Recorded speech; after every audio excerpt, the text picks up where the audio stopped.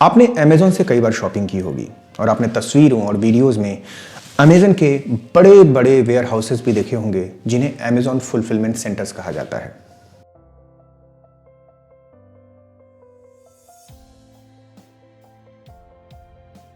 अब एक पल के लिए अपने शहर की उस छोटी सी दुकान के बारे में सोचिए जो साइकिल्स बेचा करती है।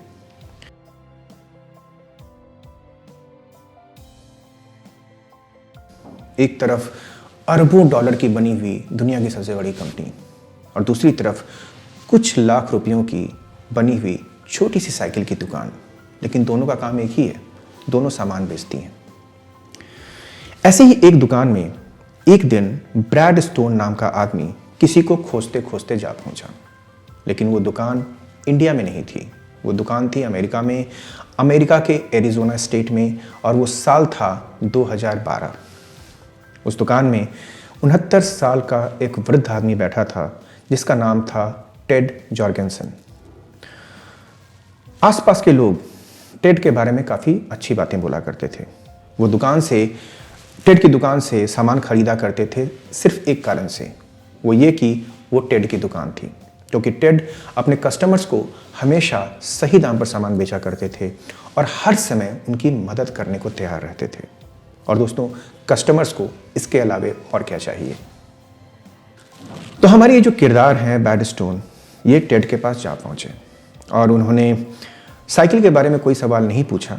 उन्होंने अपनी आवाज़ में काफ़ी आत्मीयता, काफ़ी अफेक्शन लाकर बोला, सर, आपको आपका बेटा याद है? यह सवाल सुनकर टेड काफ़ी अचकचा गए।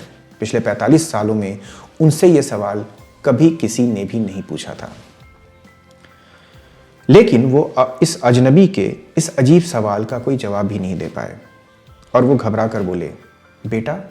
कौन सा बेटा? तब ब्रैड ने अपनी जेब से एक तस्वीर निकाली और उस तस्वीर को टेड के सामने रख दी।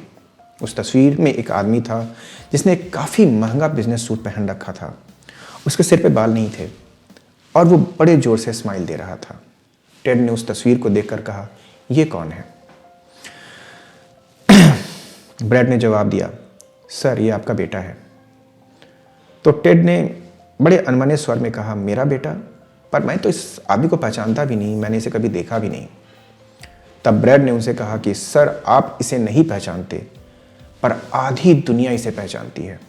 ये दुनिया का सबसे कामयाब बिजनेसमैन है।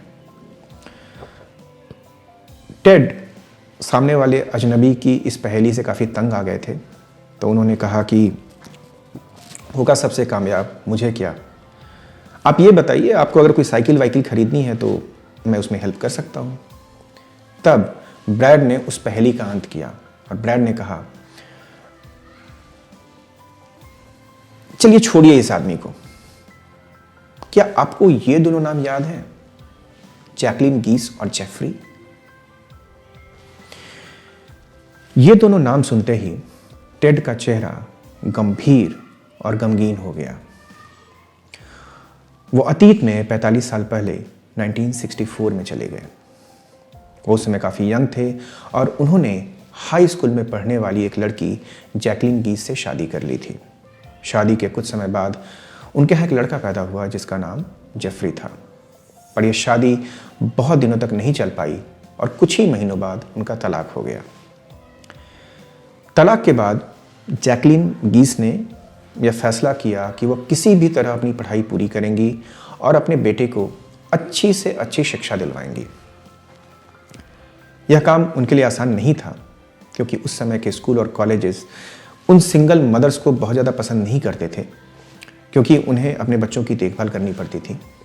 लेकिन जैकलिन ने किसी भी तरह संघर्ष करके, किसी भी तरह दिक्कतों का सामना करके अपनी पढ़ाई पूरी कर ली। इसी दौरान उनकी मुलाकात मिगेल माइक नाम के आदमी से हुई, जिसके माता पिता क्यूबा से अमेरिका आके बस गए थे। दोनों ने एक दूसरे को पसंद किया, फिर दोनों ने एक दूसरे से शादी कर ली। शादी के बाद मिगेल माइक ने जैकलिन के बेटे जेफरी को अपना बेटा बना लिया। दूसरी तरफ टेड ने जैकलिन से यह वादा किया कि वो उनकी ज़िंदगी में कभी भी दखल अंदाजी नहीं करेंगे और इसके बाद से उन्होंने कभी भी अपने बेटे के बारे में पता करने की कोशिश नहीं की। 25 साल पहले टेड ने लिंडा नाम की एक महिला से शादी कर ली थी।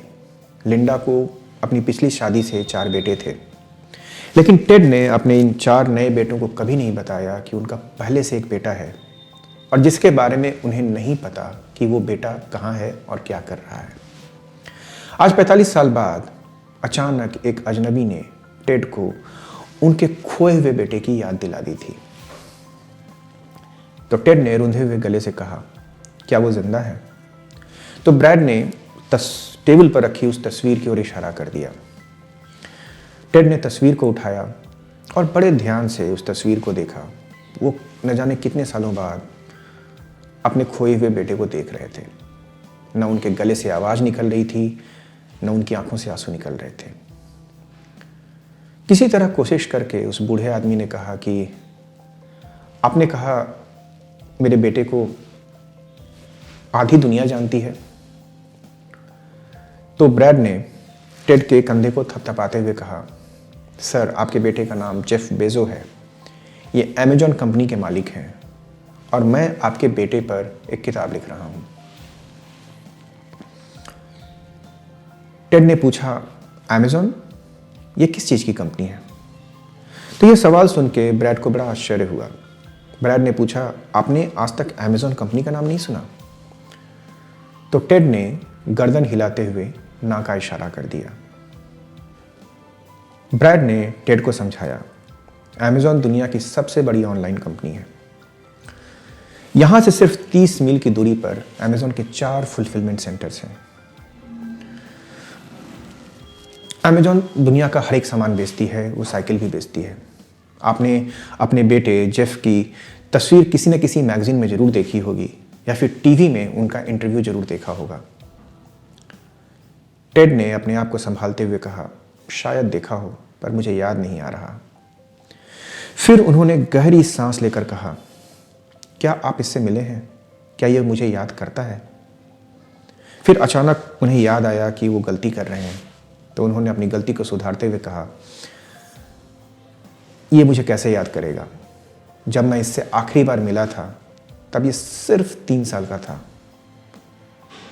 फिर वो कुर्सी पर बैठते हुए बड़े अफसोस भरे स्वर में बोले, गलती मेरी है। ना तो मैं अच्छा पिता था और ना ही मैं अच्छा पति था। सारी की सारी गलती मेरी है। यह कहकर वो फूट फूट कर रोने लगे। उस मुलाकात के कुछ महीने बाद ब्रैड स्टोन को एक फ़ोन आया।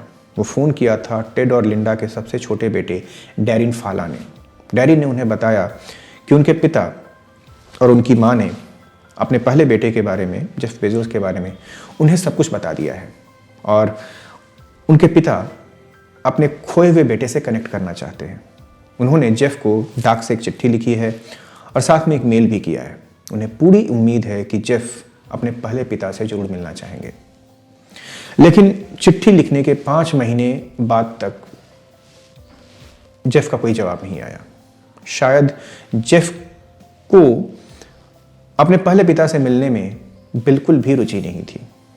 जेफ माइक को ही अपना असली पिता मानते थे और अपनी सफलता का सारा क्रेडिट वो माइक और अपनी माँ जैकलिन को ही देते हैं। जब जेफ ने अपनी अच्छी खासी हेज फंड की नौकरी छोड़ी और अमेजॉन कंपनी की शुरुआत की, तो माइक और जैकलिन ने अपनी जमा पूंजी का 70% हिस्सा जेफ की कंपनी में इन्वेस्ट कर दिया था। उस समय किसी ने ऑनलाइन स्टोर का नाम भी नहीं सुना था। कोई नहीं जानता था कि ऑनलाइन स्टोर जैसी चीज़ सफल होगी या नहीं होगी। खुद जेफ को यह पूरी तरह विश्वास नहीं था कि उनकी ये जो नई कंपनी है अमेजन, ये चल पाएगी। लेकिन माइक और जैकलिन को अपने बेटे पर पूरा 100% भरोसा था। ब्रैड और टेड की मुलाकात के बाद कई साल बीत चुके हैं, लेकिन उसके बाद तब से अब तक जेफ ने कभी भी किसी भी इंटरव्यू में अपने बायोलॉजिकल फादर का जिक्र नहीं किया है, उन्हें याद करने की कोशिश नहीं की है। शायद जेफ बेजो अपनी अतीत के उस हिस्से में नहीं जाना चाहते हैं। उस मुलाकात के 3 साल के बाद टेड की मृत्यु हो गई। अपनी गहरी इच्छा के बावजूद वो अपने पहले बेटे से नहीं मिल पाए, क्योंकि उनका पहला बेटा शायद उनसे मिलना नहीं चाहता था। एक दिन डेरिन फाला, जिनसे हम मिल चुके हैं, टेड और लिंडा के चौथे बेटे, ये कॉफ़ी पर ब्रैड स्टोन के साथ बैठे थे। ब्रैड स्टोन उस समय अपनी किताब the everything store Jeff Bezos and Amazon पे काम कर रहे थे, और तब डेरिन फाला ने उन्हें एक बात बताई। जेफ बेजो अपने पहले पिता की कोई भी निशानी अपने साथ नहीं रखना चाहते थे, लेकिन ना चाहते हुए भी उनके पास एक ऐसी निशानी है जिसे वो चाह कर भी अपनी ज़िंदगी से नहीं हटा सकते। यह बात सुनकर ब्रैड ने बड़ी जिज्ञासा भरी नज़रों से डेरिन को देखा। तब डेरिन ने अपनी बात को पूरा किया। डेरिन ने कहा कि जेफ बेजो भी उसी तरह ठहाका मार के हंसते हैं जैसे कभी पापा हंसा करते थे।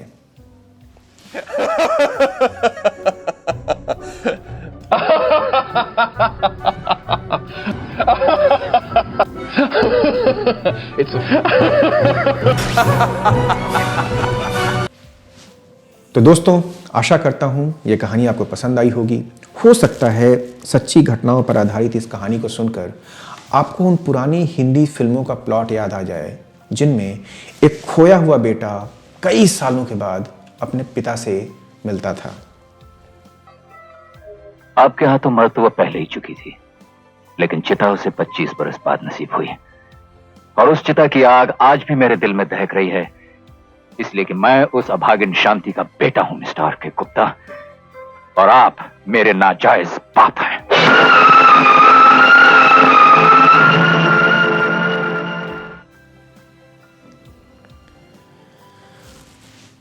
तो उन फिल्मों की कहानियों और इस कहानी में बस इतना ही फर्क है कि जेफ बेजो और टेड जॉर्गेंसन की कहानी बिल्कुल सच्ची है। तो बस आज के लिए इतना ही। मिलते हैं अगले सप्ताह एक नई कहानी, एक नई कथा के साथ कथालोक में। तब तक के लिए गुड बाय।